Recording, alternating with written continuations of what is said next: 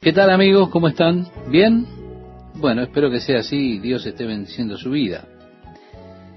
Este versículo 5 dice, también se le dio boca que hablaba grandes cosas y blasfemias. Estimado oyente, en la Biblia tenemos diferentes nombres para este anticristo. Se le llama la bestia, en otros pasajes es conocido como el hijo de perdición, también el hombre de pecado. En el libro de Daniel se refiere a él como el pequeño cuerno. Pero, reitero, hay varios nombres en las Escrituras para el anticristo. Anticristo es probablemente menos usado que los demás. Solo Juan utiliza este título o ese nombre solo una vez en su primera carta. Pero este es el título que parece ir mejor, o el que mejor lo identifica, porque él estará contra Jesucristo y poniéndose en lugar de él, opuesto a todo lo que es recto, puro, santo. Él hablará blasfemias viles en contra del Señor. Aquí lo encontramos hablando grandezas y blasfemias. Continúa diciendo, y se le dio autoridad para actuar 42 meses, vale decir 3 años y medio. En el versículo 6 dice, y abrió su boca en blasfemias contra Dios para blasfemar de su nombre, de su tabernáculo y de los que moran en el cielo. Sí, está blasfemando contra Dios y contra la iglesia, que a esa altura habrá sido raptada, habrá sido llevada para estar con el Señor en el cielo. Volviendo nuevamente a Daniel capítulo 9, se nos dice que él hará un pacto con la nación de Israel por un período de 7 años. Así dice, y por otra semana confirmará el pacto con muchos. A la mitad de la semana hará cesar el sacrificio y la ofrenda. Después, con la muchedumbre de las abominaciones vendrá el desolador, hasta que venga la consumación y lo que está determinado se derrame sobre el desolador. Sí, él hace que las oraciones diarias y los sacrificios se detengan. Vale decir, el templo de Jerusalén estará reconstruido, ellos comenzarán todo el ritual de adoración nuevamente en el templo, con oraciones diarias, sacrificios, quizá como resultado del pacto que este anticristo hará con la nación de Israel, un pacto de 7 años. Pero a la mitad de estos 7 años, él vendrá al templo reconstruido, hará cesar los sacrificios y las oraciones, y allí él profanará en un acto abominable, que será lo que llevará a los hombres hacia la gran tribulación, al momento cuando la ira de Dios sea revelada desde el cielo contra todos los hombres impíos que han detenido la verdad de Dios con injusticia. Así que a la mitad de este periodo de 7 años, una vez que el templo esté reconstruido y los sacrificios y las oraciones que estarán instituidas nuevamente cesen, él vendrá al templo, se pondrá de pie en el templo de Dios, entrará al lugar santísimo y allí él proclamará que él es Dios y demandará que los judíos lo adoren a él como Dios. En el versículo 7 dice, y se le permitió hacer guerra contra los santos y vencerlos. También se le dio autoridad sobre toda tribu, pueblo, lengua y nación. Es decir, él hará guerra contra los santos y los vencerá. De regreso al profeta Daniel capítulo 7 versículo 21, nos dice allí, y veía yo que este cuerno, como decíamos es el pequeño cuerno de Daniel que mencionamos antes, hacía guerra contra los santos y los vencía. Porque la Biblia habla de los santos en la gran tribulación, y debido a que la Biblia habla acerca de los escogidos en la gran tribulación, nos encontramos con muchas personas que han tenido un concepto errado acerca de que la iglesia estaría en este mundo durante esa gran tribulación. Pero los escogidos, los santos a los que se refiere, por la profecía de Daniel, son la nación de Israel. Dios le dice a Daniel que habrán periodos, o habrá un periodo de 77 que están determinados sobre la nación de Israel. Que quede claro esto, y sobre la ciudad santa, para terminar las transgresiones, para hacer reconciliación por la iniquidad y para completar las profecías para ungir al Santísimo. Después, en ese capítulo 9, él hace una división de estos 77 y los divide en 69, es decir, 7 más 62, que son 69, y un último 7, que es el que está todavía por cumplirse. Desde el momento en que salga el mandato para restaurar y reconstruir a Jerusalén hasta la venida del Mesías príncipe, habrá 69 sietes. Este periodo ya se cumplió, un periodo de 483 años. Si usted multiplica 69 por 7, tendrá esos 483 años a partir del mandato por parte del rey Artajerjes de restaurar y reconstruir Jerusalén.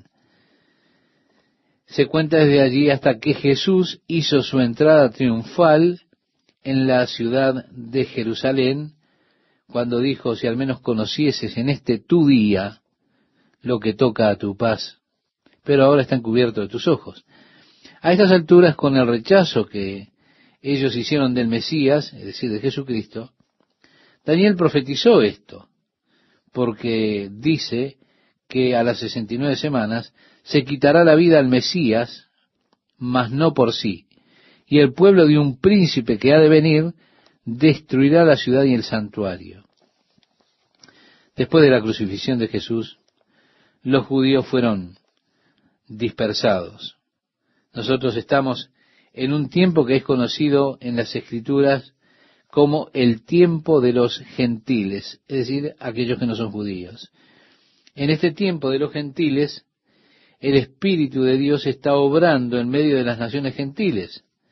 Dios está obrando en su corazón, estimado oyente, está obrando en nuestros corazones, ¿sí?, en medio de este tiempo de los gentiles.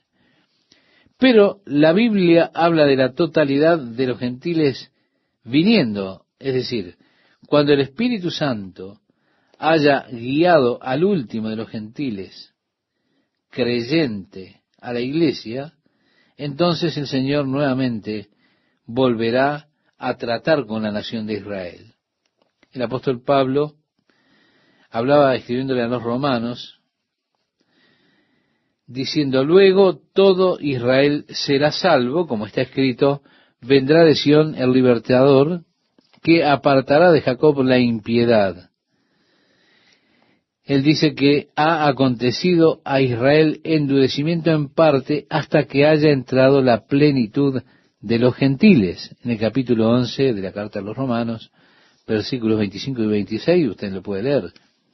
Jesús dijo que la ciudad de Jerusalén sería aplastada bajo el pie de los gentiles hasta que vinieran todos los gentiles. Así que estamos en ese punto de transición. Jerusalén por un par de miles de años ha sido pisoteada bajo el pie de los gentiles. En 1967 regresó al control de la nación de Israel una vez más. El Señor ha de quitar a la iglesia gentil de este mundo y luego su espíritu nuevamente tratará y comenzará a obrar entre el pueblo judío en esos últimos 7 años. Sí, Dios tiene 7 años de ese pacto que Él hizo con la nación de Israel que todavía no se han cumplido. Eso tendrá lugar una vez que la iglesia sea sacada de este mundo, y otra vez entonces el reloj de Dios comenzará a moverse una vez más. Y allí, o a partir de allí, usted tiene la cuenta regresiva final de 7 años, una vez que la iglesia sea raptada, sea sacada de este mundo. Bien, el anticristo hará que se detengan los sacrificios diarios y esto terminará, o conducirá a la gran tribulación. Él hará guerra contra los santos. Los santos no son la iglesia, reitero, son Israel, con quien Dios está tratando nuevamente. Recuerde cuando Jesús estaba en Cesarea de Filipo, con sus discípulos allí, y les preguntó, ¿quién dicen los hombres que es el Hijo del Hombre? Ellos dijeron unos Juan el Bautista, otros Elías, y otros Jeremías o alguno de los profetas. Él les dijo, ¿y vosotros, quién decís que soy? Respondiendo Simón, Pedro dijo, tú eres el Cristo, el Hijo del Dios viviente. Entonces le respondió Jesús, bienaventurado eres Simón, hijo de Jonás, porque no te lo reveló carne ni sangre, sino mi Padre que está en los cielos. Y yo también te digo, que tú eres Pedro, y sobre esta roca edificaré mi iglesia, y las puertas del Hades no prevalecerán contra ella. Así que el hecho de que el anticristo haga guerra contra los santos y los venza, excluye a la iglesia de ser parte de esos santos. Porque Jesús prometió que las puertas del infierno no pueden prevalecer contra la iglesia de Jesucristo. ¿Se da cuenta? En Apocalipsis capítulo 13, verso 8 dice, y la adoraron todos los moradores de la tierra cuyos nombres no estaban escritos en el libro de la vida del Cordero que fue inmolado desde el principio del mundo. En este mismo libro, en el capítulo 17, verso 8, se nos dice, la bestia que has visto era y no es, y está para subir del abismo e ir a perdición, y los moradores de la tierra, aquellos cuyos nombres no están escritos desde la fundación del mundo en el libro de la vida, se asombrarán viendo la bestia que era y no es y será. ¿Ve cómo se menciona una y otra vez el libro de la vida? Sí, Dios tiene sus libros en el cielo. Uno de ellos es el libro de la vida. Encontramos esto en el Antiguo Testamento, cuando Dios habla con Moisés y le dice que habría de eliminar a aquellas personas del pueblo de Israel debido a la rebelión y a la dureza de sus corazones, su entendimiento, duro entendimiento. Moisés allí intercede por la nación y le dice a Dios que perdones ahora su pecado, y si no, ráeme ahora de tu libro que has escrito. Cuando Jesús se dirige en este libro de Apocalipsis a las 7 iglesias, en el capítulo 3, cuando escribe al ángel de la iglesia en Sardis, él promete que aquellos que venzan han de morar con él, y él no quitará sus nombres del libro de la vida. Ahí está este libro de la vida. Aquí él habla de las personas que son engañadas, cuyos nombres no están en el libro de la vida del Cordero, inmolado desde la fundación del mundo. Una frase que se repite muchas veces, la que está aquí en el versículo 9. Dice, si alguno tiene oído, oiga. Si alguno lleva en cautividad, va en cautividad. Si alguno mata a espada debe ser muerto. Aquí está la paciencia y la fe de los santos. Después tenemos el segundo personaje, la segunda bestia del capítulo 13. Nos dice el verso 11, después vi otra bestia que subía de la tierra, y tenía 2 cuernos semejantes a los de un cordero, pero hablaba como dragón. He ahí el falso profeta. Recuerde usted, Jesús en el Sermón del Monte decía, guardaos de los falsos profetas que vienen a vosotros con vestidos de ovejas, pero por dentro son lobos rapaces. La advertencia de Jesús acerca de los falsos profetas la tenemos allí. Así que el hecho de que tenga cuernos como un cordero lo hacen parecer inocente, pero él habla como Satanás, como un dragón. Por eso es un falso profeta. Dice, y ejerce toda la autoridad de la primera bestia en presencia de ella, y hace que la tierra y los moradores de ella adoren a la primera bestia cuya herida mortal fue sanada. Sí, este personaje será quien guiará a la tierra en la declaración de que este hombre es el Mesías. Él aparecerá como un profeta de Dios, pero realmente será un falso profeta guiando a las personas a adorar al anticristo. Uno de los puntos fuertes será su sobrevivencia al intento de asesinato. Dice, además, también hace grandes señales, de tal manera que aún hace descender fuego del cielo a la tierra delante de los hombres, y engaña a los moradores de la tierra con las señales que se le ha permitido hacer en presencia de la bestia, mandando a los moradores de la tierra que le hagan imagen a la bestia que tiene la herida de espada y vivió. Jesús menciona al falso Cristo, que hará muchas grandes señales, muchas maravillas, así que si es posible, aún los escogidos serán engañados. Pero esto dice que es peligroso el hecho de ir solamente tras las señales, tras las maravillas, porque obviamente Satanás es capaz de realizar señales sobrehumanas y maravillas de manera que puede engañar a las personas. Seguro este es el caso aquí con el anticristo y la bestia, el falso profeta, la capacidad de realizar esos milagros, esas maravillas, esas señales, y utilizarlos para engañar a las personas. Dice, y engaña a los moradores de la tierra con las señales que se le ha permitido hacer en presencia de la bestia. Después él promueve que se haga una imagen de la bestia, y que esa imagen sea colocada en el templo de Jerusalén, para entonces requerir que todos adoren la imagen de la bestia. El versículo 15 dice, y se le permitió infundir aliento a la imagen de la bestia, para que la imagen hablase e hiciese matar a todo el que no la adorase. Y hacía que a todos, pequeños y grandes, ricos y pobres, libres y esclavos, se les pusiese una marca en la mano derecha o en la frente, y que ninguno pudiese comprar ni vender, sino el que tuviese la marca o el nombre de la bestia o el número de su nombre. Según parece, se eliminará la moneda como tal, no habrá más billetes en su billetera. Todo el intercambio de bienes se hará con una marca en la mano derecha o en la frente, que será implantada, tal vez un chip o un tatuaje, no lo sabemos exactamente, pero sabemos que nadie podrá ni comprar ni vender si no tiene esa marca en la mano derecha o en la frente. Luego dice, aquí hay sabiduría. El que tiene entendimiento cuente el número de la bestia, pues es número de hombre, y su número es 666. En el idioma hebreo y aún en el griego, ellos no tienen un sistema numérico separado, sino que ellos utilizan el alfabeto para sus números. Por ejemplo, alfa, beta, gamma, delta es 1, 2, 3, 4 en el griego.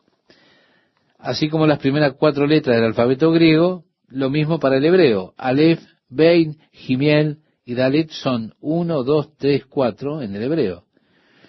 Eso significa que cada letra griega tiene un equivalente numérico.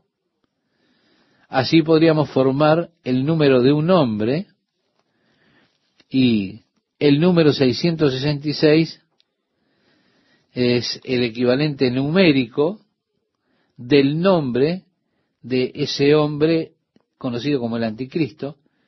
Ese valor numérico probablemente sea el que dé un total de 666. También es interesante que una y otra vez, cuando hablamos acerca del anticristo y las escrituras que conciernen a él, se dice, lo que fue determinado así será. Lo que está diciendo es que la palabra de Dios ha de acontecer, ha de suceder.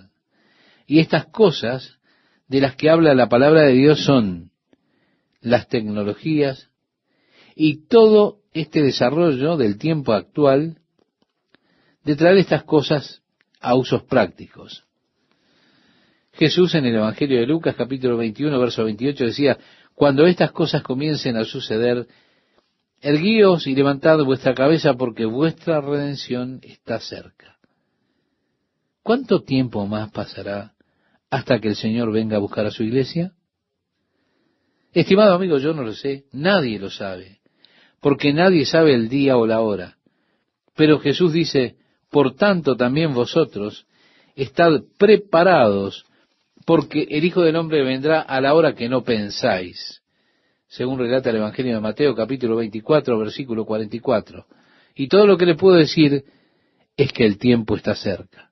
Es tiempo que no juguemos más con nuestra relación con Dios, sino que tomemos las cosas con seriedad en cuanto al Señor, en cuanto a las cosas que tienen que ver con el Espíritu. ¿Qué tal, amigas, amigos? ¿Cómo están? Juan aquí está como un espectador, porque dice, después miré, y he aquí el Cordero estaba en pie sobre el monte de Sión, y con él 144,000, que tenían el nombre de él y el de su padre escrito en la frente. En el capítulo 7, antes de que los 4 vientos de juicio fueran liberados sobre la tierra, a esos ángeles que estaban listos para ser liberados se les ordenó no liberar los vientos devastadores hasta que los siervos de Dios fueran sellados en sus frentes. Juan dijo que él contó el número y que habían 144,000 de todas las tribus de Israel, y luego él nombró varias tribus, 12,000 de cada tribu, y fueron sellados con el sello de Dios en sus frentes.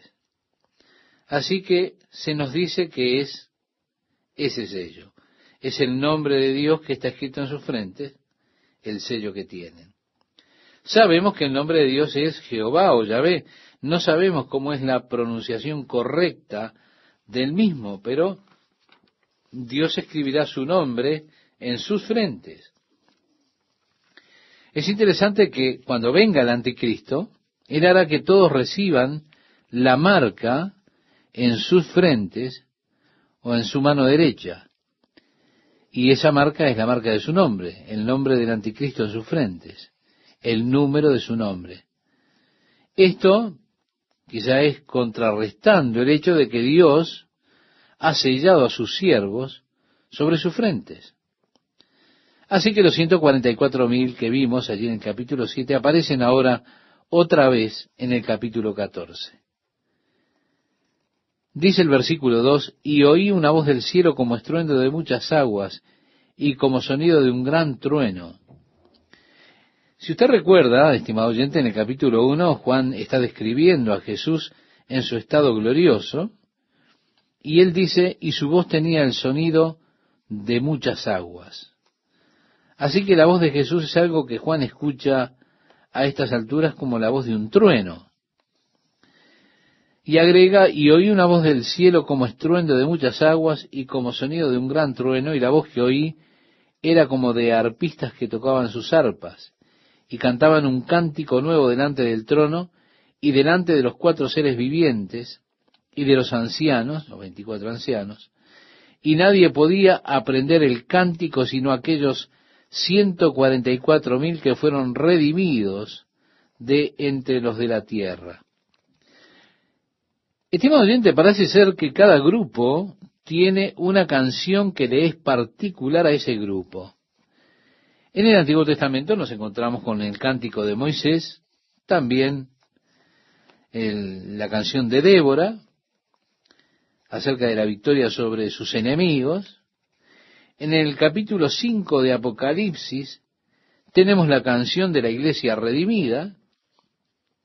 La letra de esa canción indica que solo la iglesia puede cantar esa canción. Ahora, los 144,000 tienen su canción especial, que nadie sino ellos puede cantar esa canción. Cada uno de nosotros se ha identificado con el Señor en una forma única y especial.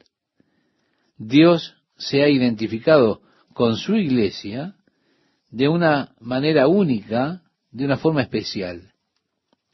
Tenemos la canción de la redención. Tenemos la canción de victoria para nuestro Señor que solamente nosotros, los que formamos la iglesia, podemos cantar. Bueno, ahora los 144,000 tienen una relación especial con el Señor. Es de ellos, y de ellos es eso de la preservación por medio de la gran tribulación. La iglesia es librada de la gran tribulación. Pero la canción de estos 144,000 tiene que ver con la liberación a través de la gran tribulación. Usted en el Antiguo Testamento encuentra a Enoc, que es un tipo de la iglesia, que fue trasladado, fue raptado, antes que llegara el gran juicio del diluvio, el gran juicio de Dios, cuando vino el diluvio. Sin embargo, también encuentra a Noé, que fue salvado en medio del diluvio, en el arca. Dios lo salvó allí. Fue en el arca que él pudo sobrevivir en medio de ese juicio. Dios lo preservó a través del diluvio. Daniel escapó del horno de fuego. Dios libró a Daniel y no tuvo que entrar al horno de fuego, sin duda, quitándole de esa pena capital cuando estaba aquella orden de adorar la imagen. No obstante, Dios libertó a los 3 hebreos en medio de esa tribulación del horno de fuego, porque ellos estaban adentro del horno. Así que ustedes pueden ver que están los que cantan una canción de liberación y otros cantan una canción de liberación a través de. Y la canción de los 144.000 es la canción de cómo el Señor los preservó y guardó a través de ese gran tiempo de juicio, de la gran tribulación, cuando Dios estará juzgando la tierra por causa de su rebelión en contra de Él. Con toda seguridad, las cosas que están aconteciendo en nuestros días, en el mundo de hoy, la rebelión del hombre en contra de Dios está llegando al clímax. Cuando la Suprema Corte de Justicia de New Jersey legisló en contra de los Boy Scouts, ordenándoles tener personas de distintas inclinaciones sexuales como líderes, claro, los metieron en serios problemas. Están esas leyes que son propuestas ahora en el estado de California, que sean similares a las de Nueva Jersey, y esas mismas clases de órdenes pueden venir de la Suprema Corte de Justicia aquí. Es por eso por lo que precisamos ayunar y orar y buscar a Dios para que se produzcan cambios. Estoy atemorizado de lo que estos hombres escribieron. No nos enviaron el número de los muchos senadores y demás, pero igualmente ellos dijeron, vamos, tomemos las pancartas y demostrémosle. Pero están muchos cristianos por allí que están llamando a la oración, y en realidad la oración es el arma más grande que tenemos los cristianos. Estamos en una batalla espiritual, y las armas de nuestra milicia no son carnales, sino poderosas en Dios para derribar fortalezas del enemigo. Somos sabios si usamos las armas espirituales que Dios nos ha dado, y la más grande que tenemos es la oración. Por eso llamamos a ayunar y a orar con nosotros en cuanto a este tema.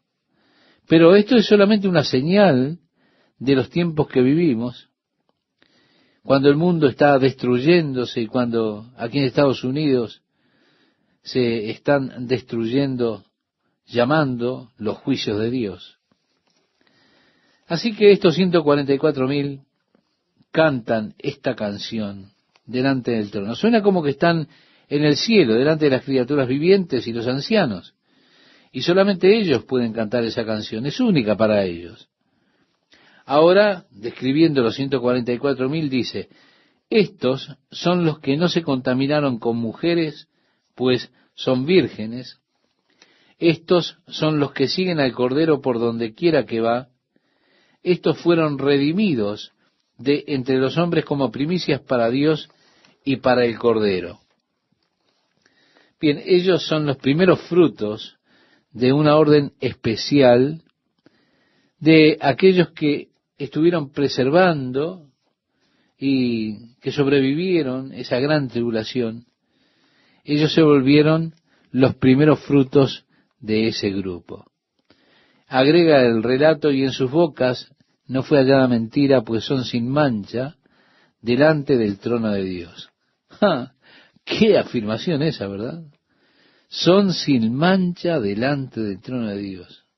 ¿Se da cuenta? Eso es exactamente como usted y como yo, que estamos en Cristo, nos pararemos ante Dios en la justicia de Jesucristo, ¿sí? Delante de Dios mismo. Cuando Judas finalizaba su epístola, él decía, y a aquel que es poderoso para guardaros sin caída y presentaros sin mancha delante de su gloria con gran alegría. Oh, la maravillosa obra de Jesucristo en nuestros corazones, en nuestras vidas. ¿Te das cuenta? Hay un pasaje de la Escritura donde Dios dijo, en cuanto a Jacob, no hallo falta en él. Gloria sea a Dios. Jacob era un hombre que estaba lleno de defectos. Si usted lee su historia, ese hombre era un manipulador y cuántas cosas más. Pero ante la mirada de Dios, Dios dice que no ve ninguna falta en él. ¿No es glorioso eso? ¿Usted puede decir esto? Es realmente maravilloso. Bien, Juan dijo, vi volar por el medio del cielo a otro ángel. Esto significa un ángel que no era de los 7 ángeles que estaban tocando sus trompetas. Este ángel dice que tenía el Evangelio eterno para predicarlo a los moradores de la tierra, a toda nación, tribu, lengua y pueblo. Realmente algo maravilloso, un ángel volando por el medio del cielo con el Evangelio eterno para proclamarlo a todo el mundo. Es interesante leer algunos de los comentarios de 50 años atrás sobre el libro de Apocalipsis, cuando trataban de imaginar cómo podía ser eso. Un ángel volando a través del cielo, declarando el Evangelio a todo el mundo. Pero ahora, mi amigo, con la tecnología satelital, podemos entender que esto puede ser hecho sin ningún inconveniente. ¿Qué decía este ángel? Dice que venía diciendo a gran voz, temed a Dios y dadle gloria, porque la hora de su juicio ha llegado, y adorad a aquel que hizo el cielo y la tierra, el mar y las fuentes de agua. Las fuentes de las aguas, sí. Está llamando a las gentes para que teman al Señor. Se da cuenta, el problema con muchos el día de hoy es que no hay temor de Dios en sus corazones. El temor del Señor, nos dice la Biblia, es el principio de la sabiduría. El temor del Señor es aborrecer el mal. Así que el ángel, cuando proclama el Evangelio eterno, está llamando a esto. Decía el apóstol Pablo cuando le escribía a los romanos en el capítulo 1 de su carta, versículo 16, porque no me avergüenzo del Evangelio, porque es poder de Dios para salvación a todo aquel que cree, al judío primeramente y también al griego. El Evangelio eterno, el cual es apto para salvar las personas de sus pecados, nos dice la historia de Dios enviando a su Hijo a morir por nosotros, que Él resucitó nuevamente para nuestra justificación. El Evangelio eterno será proclamado a cada grupo étnico. ¿Se da cuenta? Con frecuencia escuchamos personas que preguntan, pero ¿qué pasa con los aborígenes de África o en Borneo que nunca han escuchado el nombre de Jesucristo? ¿Dios los va a juzgar de igual modo? Por supuesto, las Escrituras son muy claras hablando en cuanto a que ellos serán juzgados por un estándar diferente de aquellos que han escuchado el Evangelio y lo han rechazado. Pero aquí nos dice que el Evangelio que llevará este ángel será llevado a todo el mundo, a toda tribu, a toda lengua, a todo pueblo. Jesús dijo que el Evangelio sería predicado como testimonio a todo el mundo y luego vendría el fin. Aquí es donde el Evangelio está siendo predicado a todo el mundo, por este ángel. ¿Se da cuenta? Con frecuencia tomamos eso como un desafío para nuestras misiones, pero en realidad la iglesia ha fracasado mucho. La mayoría de las iglesias están echando para atrás sus programas misioneros, los están recortando. Pero Dios verá que todo hombre tenga la oportunidad de escuchar el Evangelio durante ese gran período. Se les dice que teman a Dios, que le den la gloria a Él, porque la hora de su juicio ha llegado. Adórenle a Él. El verso 8 dice, otro ángel le siguió diciendo, ha caído Babilonia, la gran ciudad, porque ha hecho beber a todas las naciones del vino del furor de su fornicación. Babilonia representa en la Biblia a los falsos sistemas religiosos. Allí es donde al parecer los falsos sistemas religiosos nacieron. Usted puede decir, ahí está la historia de Semiramis, su hijo Tamuz, que luego se volvió su esposo, la adoración de la mujer Semiramis, la madre con su hijo. Esto parece ser el corazón de la rebelión contra Dios de un falso sistema religioso. Está viniendo ahora para juicio. Cuando entremos al capítulo 17 y 18, estaremos leyendo acerca del juicio sobre Babilonia, especialmente en el capítulo 18. Y donde sea que los falsos sistemas religiosos y falsos sistemas comerciales estén centrados, vendrán a juicio en los capítulos 17 y 18. Pero aquí está este pronunciamiento: Babilonia ha caído, ha caído. Esto era el corazón, era la fuente de todo lo espiritual. Bien, las Escrituras llaman a eso fornicación. Claro, en un sentido espiritual. La fornicación se postra, adora otra cosa que la verdad, otro Dios que el Dios viviente.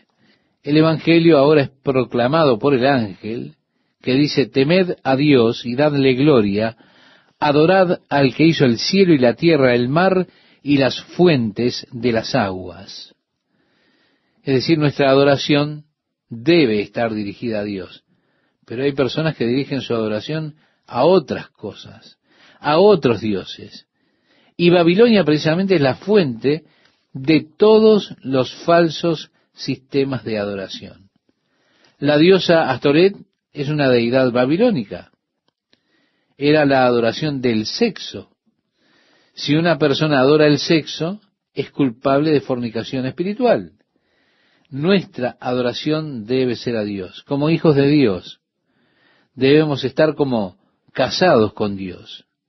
Darle nuestro amor, nuestra adoración a Él. Porque darle nuestro amor, nuestra adoración a otra cosa aparte de Dios es considerado escrituralmente una fornicación espiritual. Así que pronunciar la caída de ese falso sistema religioso que causó a las naciones que bebieran el vino de la ira de su fornicación hace que venga el juicio de Dios. Continúa diciendo: y el tercer ángel lo siguió. Así que tenemos aquí un grupo de ángeles. No, reitero, no los 7 ángeles que tenían las 7 trompetas. Y el tercer ángel lo siguió diciendo a gran voz: si alguno adora a la bestia y a su imagen, y recibe la marca en su frente o en su mano. El mandamiento, como decíamos, es adoren a Dios. Pero hay personas adorando el sexo, el intelecto, el dinero, dioses falsos. Pero cuando la adoración de la bestia, según el capítulo 13 aparezca, se nos dice que el falso profeta ha de conducir al mundo para que adore a la bestia. Dice que hicieron una imagen de la bestia, le dieron poder para hablar y le pusieron esta imagen en el templo y hacían que todos adoraran la imagen de la bestia. Bien, aquí hay una advertencia. Dios habrá de advertir a la gente de la tierra. No habrán de hacer eso ignorantemente, no. La adoración de la bestia será una rebelión deliberada en contra de Dios. Aún hoy en día los hombres se rebelan deliberadamente en contra de Dios. Y los que están empujando a la gente están en rebelión deliberada en contra de Dios, también ellos. Vemos ahora que las Escrituras advierten, ¿sí? Tenemos muchas advertencias en la Escritura. Ellas declaran que estas cosas son pecaminosas. Habla de cosas que son malas, cosas que están a la altura de la rebelión en contra de Dios. ¿Cuántas cosas podemos ver en nuestros días, delante de nuestros ojos, que nos plantean que vayamos en pos de ellas, como dioses que se nos presentan? Eso es rebelión contra Dios. Es impensable que sea algo que siquiera consideremos y sea propuesto por la legislatura en Sacramento. No, no puedo ni siquiera imaginar que propongan estas cosas en esta clase de legislación. Pero así sucede, y lo están imponiendo. Y eso muestra en tantas leyes que están sacando contra la voluntad de Dios, cosas blasfemas delante de Dios, que lamentablemente muchos llamados cristianos apoyan. Eso nos muestra cuánto hemos caído en el camino de la destrucción. ¿Qué tal, amigas, amigos, cómo están? Tenemos un grupo de ángeles aquí que no son los 7 ángeles que tocan las 7 trompetas. Nos dice este pasaje: y el tercer ángel lo siguió, diciendo a gran voz: si alguno adora a la bestia y a su imagen, vale decir que el mandato es: adoren a Dios. Las personas adoran muchas cosas. Adoran el sexo, el intelecto, el dinero, dioses falsos. Entonces estará la adoración a la bestia. En el capítulo 13 se nos dice que el falso profeta guía al mundo para que adoren a la bestia. Esto hace que sea hecha una imagen de la bestia. Una imagen que se le dará poder para hablar. La pondrán en el templo, queriendo que todos adoren la imagen de la bestia. Aquí tenemos entonces una advertencia. Dios advierte a todo el pueblo de la tierra. Vale decir que ellos harán lo que habrán de hacer, no en ignorancia. La adoración a la bestia ha de ser una rebelión deliberada en contra de Dios. Tal cual los hombres del día de hoy se rebelan deliberadamente contra los mandamientos de Dios. Las Escrituras advierten, las Escrituras declaran qué cosas son pecado. Las cosas que son malas, esas cosas que pertenecen a la rebelión contra Dios.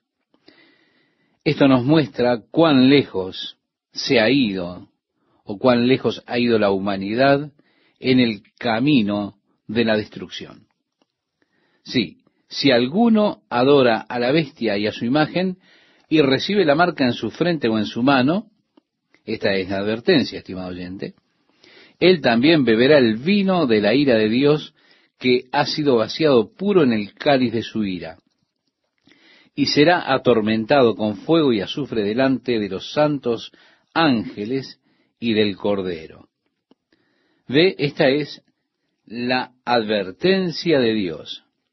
Ya no hay entonces esperanza de redención, no hay esperanza alguna de salvación para los que reciban la marca y adoren la bestia o a su imagen.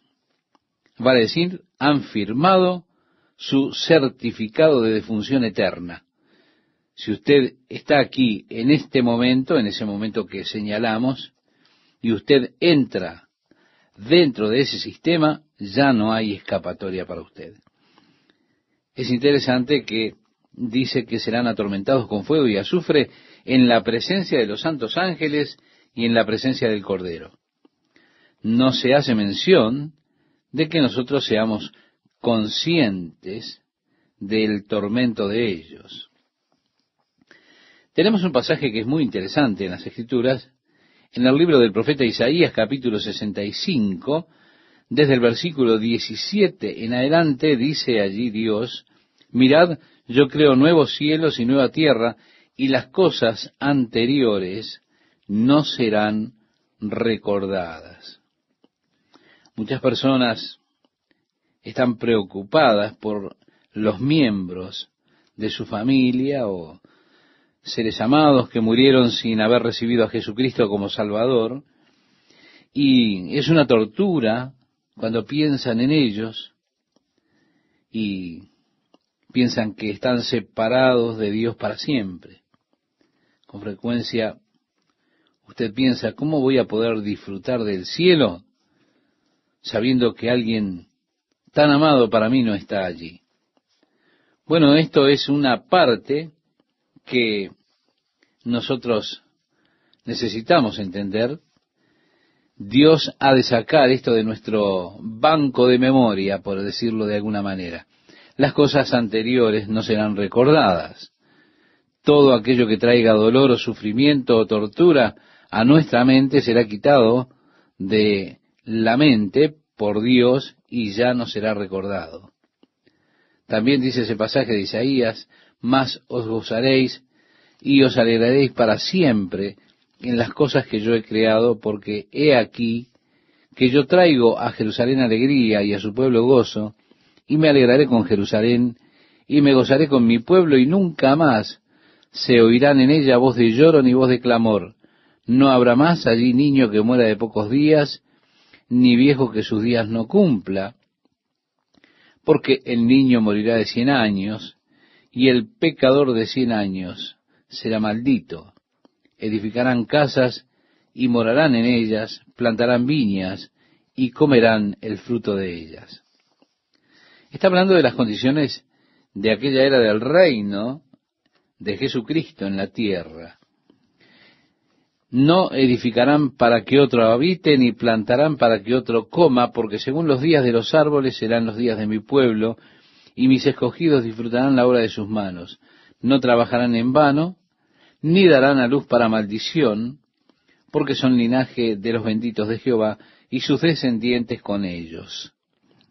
Y antes que clamen, responderé yo; mientras aún hablan, yo habré oído. El lobo y el cordero serán apacentados juntos, y el león comerá paja como el buey, y el polvo será el alimento de la serpiente.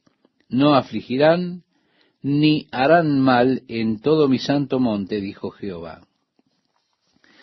Sí, estimado oyente, días gloriosos que vendrán para los hijos de Dios, pero para los que están en rebelión contra Dios serán días de muy serio juicio por parte de Dios.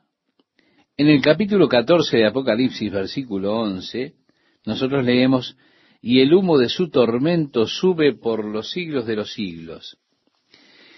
En el original griego tenemos un término fuerte para definir la eternidad. Ese término es aionos prost aionos. Equivale a decir por las edades de las edades. Y agrega: y no tienen reposo de día ni de noche los que adoran a la bestia y a su imagen, ni nadie que reciba la marca de su nombre. Bueno, usted me dirá: Chuck, ¿cree usted verdaderamente que Dios ha de atormentar por siempre y siempre a aquellos que se rebelan contra Él? ¿Usted cree en el castigo eterno? Mi amigo, no me pida que le quite a lo que Dios ha dicho. Yo no lo pienso hacer. Si usted lee al final del libro de Apocalipsis, allí dice que cualquiera que añada a este libro, se le añadirán las plagas que están en el libro. Y cualquiera que quita de este libro, su nombre será quitado del libro de la vida. Usted no querrá que eso me acontezca a mí, ¿verdad? Bueno, yo voy a dejar las cosas como están escritas. No intento confundir a nadie con esto. Quizá usted dice: pero, bueno, será así. Mire, usted haga como quiera, pero no me pida a mí que haga eso. Yo creo como está escrito.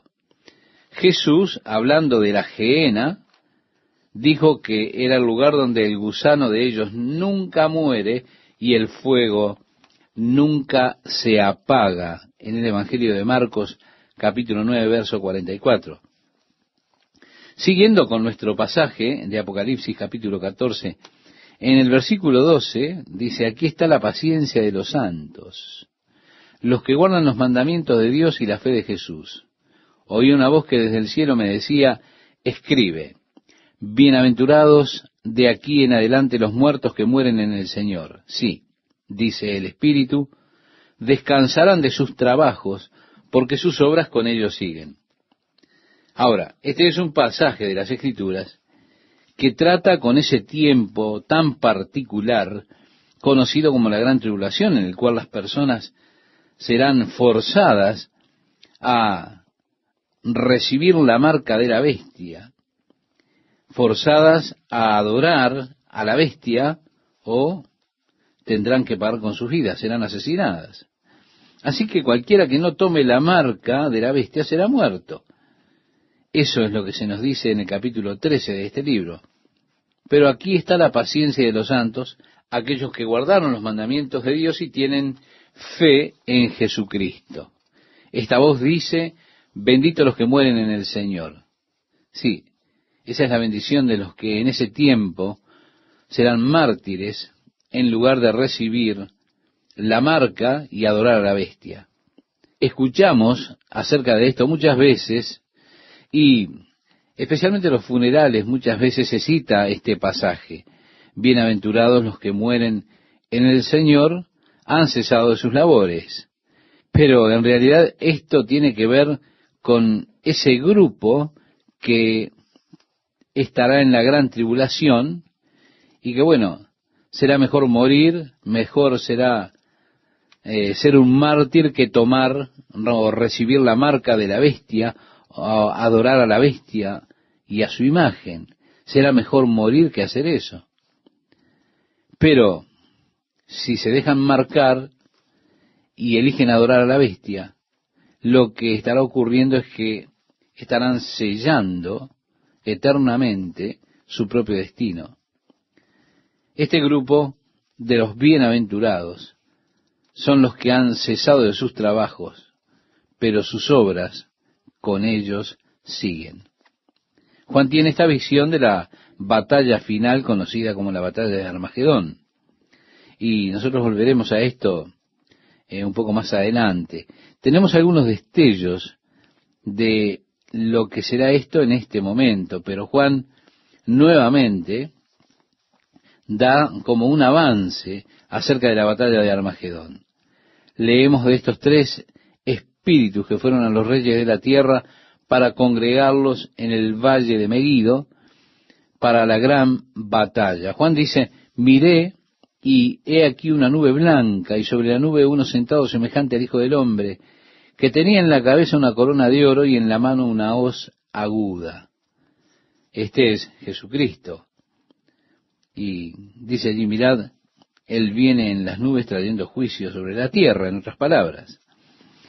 Salió otro ángel del templo que está en el cielo teniendo también una hoz aguda, y salió del altar otro ángel que tenía poder sobre el fuego, y llamó a gran voz al que tenía la hoz aguda, diciendo, mete tu hoz aguda y vendimia los racimos de la tierra, porque sus uvas están maduras. Y el ángel arrojó su hoz en la tierra, y vendimió la viña de la tierra, y echó las uvas en el gran lagar de la ira de Dios. Y fue pisado el lagar fuera de la ciudad, y del lagar salió sangre hasta los frenos de los caballos, por 1,600 estadios. Es una descripción, estimado oyente, de la gran batalla de Armagedón, ese derramamiento de sangre que tendrá lugar allí. Hay un pasaje que parece corresponder con este en el libro de Isaías capítulo 63, donde nos dice desde el versículo 1 al 6, ¿quién es este que viene de Edom, de Bosra, con vestidos rojos? Este hermoso en su vestido que marcha en la grandeza de su poder. La respuesta es, yo, el que hablo en justicia, grande para salvar. ¿Por qué es rojo tu vestido y tus ropas como del que ha pisado en el lagar? He pisado yo solo el lagar, y de los pueblos nadie había conmigo. Los pisé con mi ira y los hollé con mi furor, y su sangre salpicó mis vestidos, y manché todas mis ropas, porque el día de la venganza está en mi corazón, y el año de mis redimidos ha llegado. Miré y no había quien ayudara, y me maravillé que no hubiera quien sustentase, y me salvó mi brazo, y me sostuvo mi ira, y con mi ira hollé los pueblos, y los embriagué en mi furor, y derramé en tierra su sangre. El profeta Isaías está hablando precisamente de este mismo período de Apocalipsis 14 que mencionábamos. Son descripciones gráficas paralelas a las de Apocalipsis, capítulo 14. la que habla aquí en Isaías de la prensa de la vid, de la hoz, y el volcado de las uvas en la prensa. La sangre de esa batalla subirá, dice en Apocalipsis, hasta el freno de los caballos, que es cerca de 4 pies de altura por el espacio de 1600 furlong o estadios. Vale decir, una distancia de unas 185 millas o unos 320 kilómetros, para que tengamos más claro, que es la distancia que hay desde Dan hasta Beerseba. Vale decir, estará toda la nación en un baño de sangre. Sin embargo, hay una posibilidad, me parece, y me resulta interesante, y es que el valle de Megido tiene precisamente 320 kilómetros cuadrados. Así que también puede ser esto una referencia a todo el valle de Megido lleno de sangre hasta los frenos de los caballos. Ahora, cuando usted lee acerca del ejército que será de 200 millones o por ahí, usted puede imaginar lo que ha de ser esa batalla. Será la reunión que provocará el anticristo de las naciones cuando ocurra el juicio de Dios, derramándose sobre la rebelión del hombre en ese juicio al final del período conocido como la Gran Tribulación, esa batalla violenta, incontrolable, en la cual los hombres serán destruidos, masacrados por millones, cientos de millones.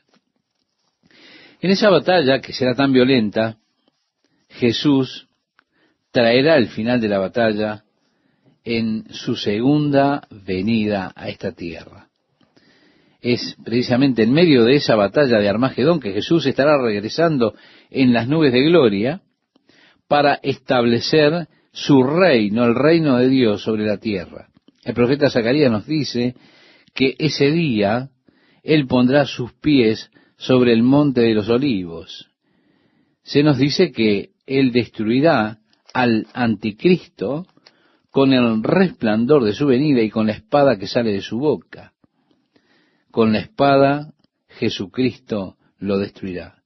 Pero estamos yendo hacia esa gran batalla del Señor, esa batalla final, cuando el mal alistará los ejércitos del mundo y serán juzgados por Dios en esa gran batalla de Armagedón. Como dije, nos encontraremos con esto nuevamente antes de terminar nuestro estudio de Apocalipsis. Hay cosas maravillosas, las cuales leemos en este libro, que son difíciles de imaginar porque el juicio de Dios ha de venir como Él lo declaró. Seguramente usted querrá estar listo cuando Jesucristo venga por su iglesia para librarla de todo ese tiempo del juicio, de la ira de Dios. Seguramente usted no quisiera estar aquí después que Jesús se haya llevado a la iglesia de este mundo. Y créame, yo tampoco. Por eso le invito a que oremos a nuestro Padre Dios. Oh Padre, te agradecemos que tú nos has prometido que no nos has puesto para la ira, que nos has pedido que oremos para que seamos hallados dignos de escapar de todas estas cosas, oh Señor, y que podamos estar de pie delante del Hijo del Hombre. Oh Señor, te pedimos que nos halles dignos de poder estar delante del trono, de tu trono, oh Dios, que podamos estar allí para cantar esa canción de la iglesia, la canción de los redimidos, para estar allí con las huestes celestiales cuando tu ira, tu juicio venga sobre esta tierra. Oh Señor, ayúdanos. Te agradecemos, Padre, por lo que has hecho por nosotros en y a través de tu Hijo Jesucristo, porque has lavado nuestros pecados. Te agradecemos que a través de Él un día nos presentaremos sin mancha delante de tu presencia con gran alegría en tu misma gloria. Nosotros esperamos ese día, Señor. Padre, miramos las condiciones del mundo, cómo ocurren las cosas. Por favor, Señor, ven pronto por nosotros. Anhelamos ahora ver tu reino llegando y que tu voluntad sea hecha en la tierra así como se hace en los cielos. Por eso te rogamos una vez más, Señor, ven pronto por tu pueblo. Nos sentimos como Lot. Oh Señor, nuestro espíritu está realmente contrariado por las cosas que están sucediendo en el mundo de hoy. Ven pronto. Te lo pedimos en el nombre de Jesús, oh Padre. Amén.